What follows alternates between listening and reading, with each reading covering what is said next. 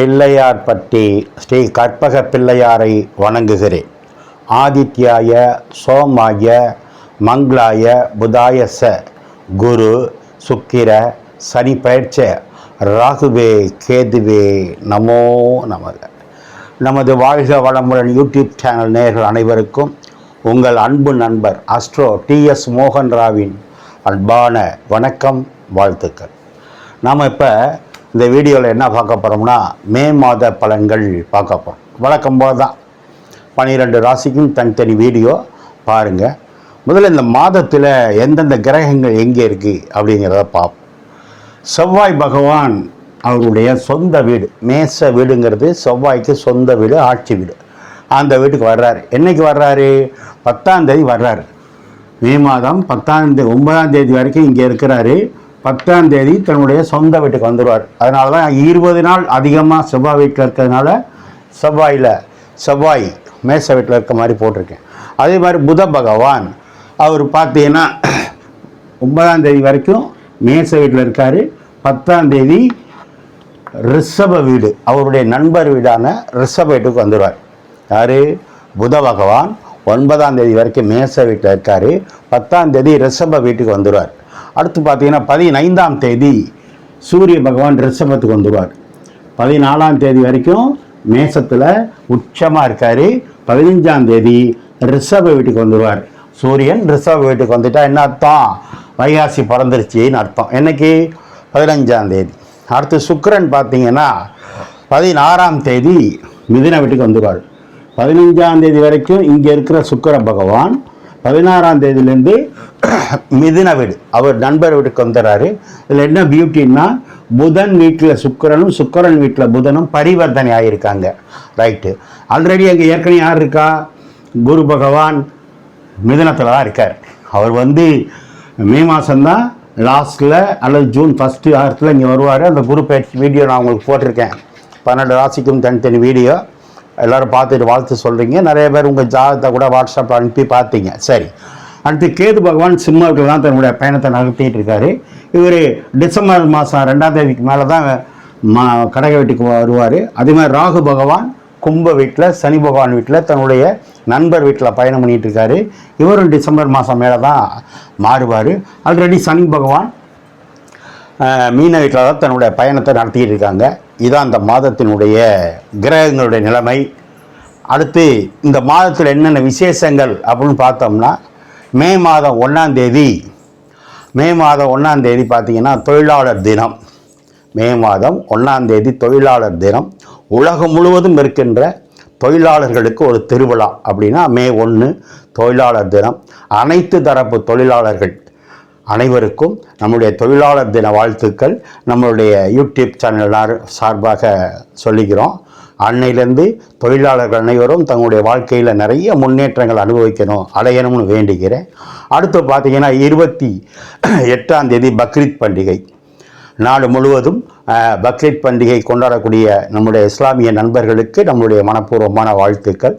அடுத்து பார்த்தீங்கன்னா 30ஆம் தேதி வைகாசி விசாகம். வைகாசி விசாகம்னாலே தெரியும், முருகனுக்கு உகந்த நாள், முருகனுக்கு பிறந்த நாள், இப்படி சொல்லிக்கிட்டே போகலாம். அத்தனை முருகன் ஆலயங்கள்லையும் குறிப்பாக 6 படை வீடுகளில் சிறப்பாக இருக்கும். அன்னையிலேருந்து அந்த முருகப்பெருமான் அருள் உங்களுக்கும் நாட்டு மக்களுக்கும் கிடைக்கணும்னு வேண்டுகிறோம். அடுத்து நேயர்கள் நீங்கள் என்ன தெரிஞ்சுக்கணும்னா, நம்ம பேசுகிறது பொது பலன் தான், உங்களுடைய இண்டிவிஜுவல் ஜாதகம் இல்லை. அதனால் யாராவது எனக்கிட்ட ஜாதகம் பார்க்கணும்னா கீழே இருக்க நம்பருக்கு ஃபோன் பண்ணுங்கள். வாட்ஸ்அப் நம்பர் தரேன், ஜாதகம் பார்க்கலாம். நான் வணங்கும் அண்ணாமலையார் உண்ணாமலத்தாய், என் குலதெய்வம் முத்துமாரியம்மன், நான் நித்தம் வணங்கி வேண்டி நிற்கும் குமரமலையான், என் தாய் தந்தையரை வணங்கி இந்த மாத பலன்கள் அத்தனையும் உங்களுக்கு சிறப்பாக இருக்கணும், நீங்கள் எல்லாம் நல்லா இருக்கணும்னு நான் வேண்டிக்கிறேன். வாங்க நம்ம வீடியோக்குள்ளே போவோமா? யாருக்காவது எனக்கிட்ட ஜாதகம் பார்க்கணும்னா கீழே இருக்க நம்பருக்கு ஃபோன் பண்ணுங்கள். நான் வாட்ஸ்அப் நம்பர் தரேன், ஜாதகம் பார்க்கலாம். இவ்வளோ குறுகிய காலத்தில் கிட்டத்தட்ட 84,000 பேர் சப்ஸ்கிரைப் பண்ணியிருக்கீங்க. நிறைய பேர் லைக் பண்ணுறீங்க, நிறைய பேர் வாட்ஸ்அப்பில் ஜாதகத்தை அனுப்புகிறீங்க. உங்களுக்கெல்லாம் என்னுடைய கோடான கோடி நன்மைகள், நன்றிகள், வாழ்த்துக்கள். ஏன் அப்படின்னா, நீங்கள் இல்லைன்னா நான் இல்லை. நீங்கள் தான் எனக்கு கடவுள், கோயில், சாமி எல்லாம். வாங்க நம்ம வீடியோக்குள்ளே போவோம். இப்போ நம்ம விருச்சிக ராசியை பார்ப்போம். விருச்சகம் அப்படின்னா ஆலமரம், விருச்சக மரம், ஆழமான அறிவு, அதான் விருச்சிக ராசி. ஏன்னா காலபுருஷனுக்கு 8வது ராசி. அமானுஷ்ய சக்தி யாருக்கு அதிகமாக இருக்கும்னா 12 ராசியில் இவங்களுக்கு தான் இருக்கும். இவங்க அதனால தான் என் விருச்சிக ராசிக்காரங்கள விருச்சிக லக்னக்காரங்கள புரிஞ்சிக்கவே முடியாது. எதையாவது ஒரு ஆராய்ச்சி பண்ணிக்கிட்டே இருப்பாங்க, எதையாவது ஒன்று தோண்டி திருவி விசாரிச்சுக்கிட்டே இருப்பாங்க, எதையாவது ஒரு புது கண்டுபிடிப்பை கண்டுபிடிச்சிக்கிட்டே இருப்பாங்க. நிறைய பேர் ஜோசியராக இருக்காங்க, பார்த்தீங்கன்னா நல்ல பேர் புகழோடு இருக்காங்க. சரி, இந்த விருச்சிக ராசிக்கு இந்த மே மாதம் எப்படி இருக்கும் சார் அப்படின்னா, முதல் பாயிண்ட்டு ராசிநாதன் செவ்வாய் எங்கே இருக்காரு? 6ஆம் இடத்துல இருக்காரு. பொதுவாக ராசிநாதன் 6க்கு போகக்கூடாது. எந்த ராசியாக இருந்தாலும், லக்னாதிபதியாக இருந்தாலும், ராசிநாதா இருந்தாலும் 6க்கு போகக்கூடாது. ஆனால் 6ஆம் இடத்துல எப்படி இருக்காரு? ஆட்சியாக இருக்கார், பவராக இருக்கார், சொந்த வீட்டில் இருக்கார். இங்கே இருந்தாலும் இவர் ஆட்சி தான், அவரே அங்கே போய் இருந்தாலும் ஆட்சி பவர் அதிகம். ஏன்னா அது மேச வீடு. மேச செவ்வாய்க்கு விருச்சிக செவ்வாய்க்கு நிறைய வித்தியாசம் இருக்குது. அப்போது நீங்கள் இந்த மாதம் நல்லா இருக்கீங்கன்னு அர்த்தம். அது மட்டும் இல்லை, திரும்ப அந்த செவ்வாய் 8ஆம் பார்வையை அவங்க ராசியை பார்க்குது. இதை விட வேறு என்ன வேணும் விருச்சிக ராசிக்கு? இது ஒன்று போதுங்க. 7ஆம் பார்வையாக 12ஆம் இடத்தை பார்த்து 8ஆம் பார்வையாக ராசிநாதன் செவ்வாய், இந்த வீட்டு அதிபதி, இந்த வீட்டுக்கு ஓனர், அவரே அந்த வீட்டை பார்க்கறது அதிர்ஷ்டமே. அது மட்டும் இல்லை, இவர் 4ஆம் பார்வையாக 9ஆம் இடத்தை பாக்கியஸ்தானத்தை பார்க்கறது யோகம். அப்போ ஏப்ரல் மாதமும் மே மாதமும் விருச்சிக ராசிக்கு அடிக்கிற யோகம் வேற யாருக்கும் இல்லை. புதிய பொறுப்போ, புதிய பதவியோ, புது உத்தியோகமோ, புது வேலை, புது வாகனம், புது குழந்தை உருவாகிறது, கல்யாணம் ஆகிறது, எல்லாம் நடக்க போகுது. ஏன்?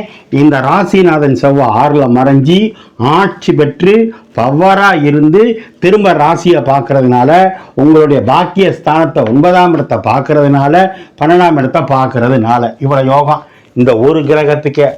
அடுத்து கொடுக்குறேன் பாருங்க, சூரியன் ராசியை பார்த்துக்கிட்டு இருக்கு. இது அதோட பெரிய யோகம் பாருங்க. நாங்கள் என்ன பண்ணுவோம் ஜாதகத்தில், எங்கள் குருமார்கள் என்ன சொல்லி கொடுத்துருக்காங்க? ராசியவோ லக்னாதிபதியவோ சூரியனோ செவ்வாயோ குருவோ பார்த்துட்டா யோகம். இப்போ ராசியை யார் பார்க்குறா? டைரக்டாக சூரியன் பார்த்துக்கிட்டு இருக்காரு. சூரியன்னா யார்? வளர்ச்சி கிரகம், வெளிச்ச கிரகம், புகழ் கிரகம் சூரியன்.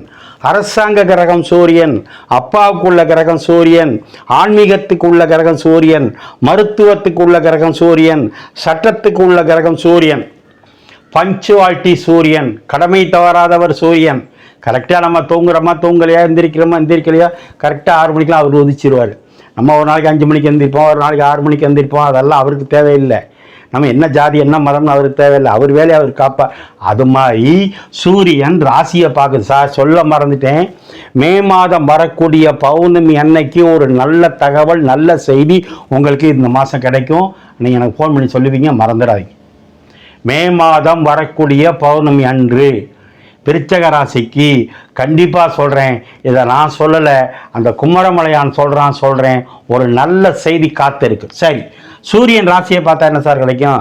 செவ்வாய் ஆட்சி பெற்று ராசியை பார்க்குன்னு சொல்லிட்டேன். அப்போ 6ஆம் இடம் சர்வீஸ், நல்ல வேலை கிடைக்க போகுது, நல்ல ஜாப் கிடைக்க போகுது. அது அரசு வேலையாக இருக்கலாம், இல்லை அரசாங்கம் சார்ந்த வேலையாக இருக்கலாம். செவ்வாய்னா அரசியலில் பதவி கிடைக்கலாம், சவ்வாய்னா ஆன்மீகத்தில் பதவி கிடைக்கலாம். சூரியன் பார்க்குது அரசாங்க வேலை, அரசாங்க பதவி, ஆன்மீகத்தில் பதவி, மருத்துவத்துறையில், சட்டத்துறையில் கிடைக்கலாம். இன்னொருத்தர் இங்கே இருக்கார், யார்? புதன் யார்? 11 கூடையவர், 8 கூடையவர். 11னா லாபம், 8னா திடீர் அதிர்ஷ்டம். சூரியனோடு சேருது 10 11. 10னா தொழில், 11னா லாபம். நீங்கள் என்ன தொழில் பண்ணுறீங்களோ அபரிமிதமான லாபம், கோடிக்கணக்கில் லாபம் கிடைக்கும் நீங்கள் போட்டிருக்க முதலுக்கு தகுந்த மாதிரி. சார் 8ல் போய் குரு சுக்கிரன் இருக்கலாமா? இருக்கக்கூடாது. ஆனால் சுக்கிரன் 8ல் இருக்கலாம். ஏன்? 8 தான் சார் ரகசியம். 8னா தாம்பத்தியம், நைட் லைஃப் எல்லாம் 8. அதில் சுக்கிரன் இருந்தால் கணவன் மனைவி பர்சனல் நல்லா இருக்கும். குரு இருக்கே சார் 2ஆம் வீட்டை பார்க்குது, பணம் வரும், மனைவினாலையும் வரும், வெளிநாட்டு பணமும் வரும், பினாமி சொத்துனால வரும், எல்ஐசி அமௌண்ட்னால வரும். இப்போ தான் சொன்னேன், விருச்சகனாலே காலபுருஷனுக்கு 8 அமானுஷ்ய சக்தி, யாருக்குமே இல்லாத சக்தி உங்கள்கிட்ட இருக்கும். பிரெயின் நல்லா இருக்கும். உங்களுக்கு 8ஆம் இடத்துல குரு சுக்கிரன் வந்து 2ஆம் இடத்தை பார்க்குது. சுக்கிரன்னா லட்சங்களுக்கு அதிபதி, குருனா கோடிகளுக்கு அதிபதி.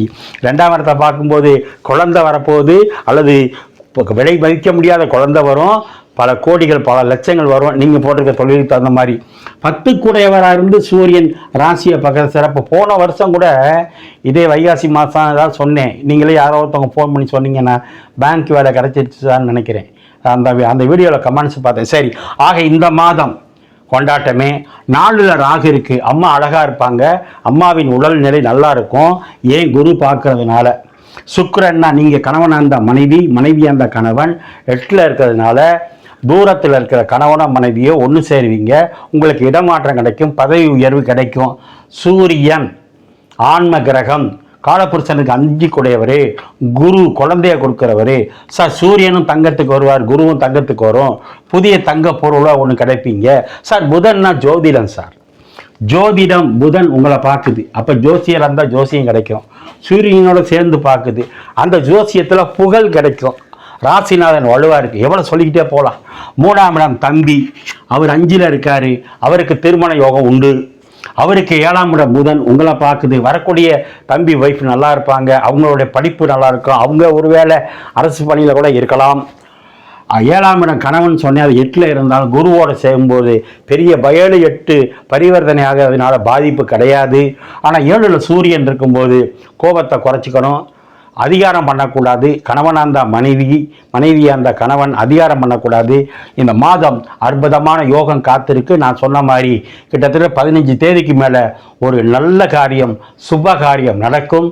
இது நடக்கும். எந்த வயசு ஆணாக இருந்தாலும் பெண்ணாக இருந்தாலும் நீங்களே எனக்கு ஃபோன் பண்ணி சொல்லுவீங்க. நீங்கள் வழிபட வேண்டியது சூரியன் புதன் ஒன்றா இருக்கிறதுனால சிவனும் பெரும்பாலும் பக்கத்தில் இருக்கிற மாதிரி கோவிலுக்கு போயிட்டு வாங்க. செவ்வாய் ஆட்சியாக இருக்குது, மேச வீட்டில் இருக்குது. அப்போ மலை மேல் இருக்க முருகன் வழிபாடை பண்ணுங்க. நீங்கள் குளம்னு சொல்லக்கூடிய விருச்சிக ராசியில் இருக்கீங்க, அல்லது குளமும் முருகனும் சேர்ந்து இருக்கிற கோவிலுக்கு போயிட்டு வாங்க. அதிகமான நன்மைகளை பெற போகிறீங்க. அபரிவிதமான நன்மைகள் கிடைக்க போகுது. உங்களுடைய பணி சிறக்கட்டும். விருச்சிகத்துக்கெல்லாம் 18ஆம் தேதி 19ஆம் தேதி 20ஆம் தேதி வாக்கில் சந்திராஷ்டமம் கொஞ்சம் இருக்குது. அந்த நாட்களில் கவனம். வண்டி வாகனத்தில் போகும்போது கவனமாக போங்க. 2 வீலரில் போனால் ஹெல்மெட் போட்டுங்க, காரில் போனால் பெல்ட்டு போட்டுங்க. பேங்க் வரவு செலவு, ஃபைனான்ஸில் இருக்கவங்க பணங்காசில் கவனமாக இருங்க. அந்த முருகன் வழி விடுவான். வெல்லட்டும். ஓம் நமச்சிவாய.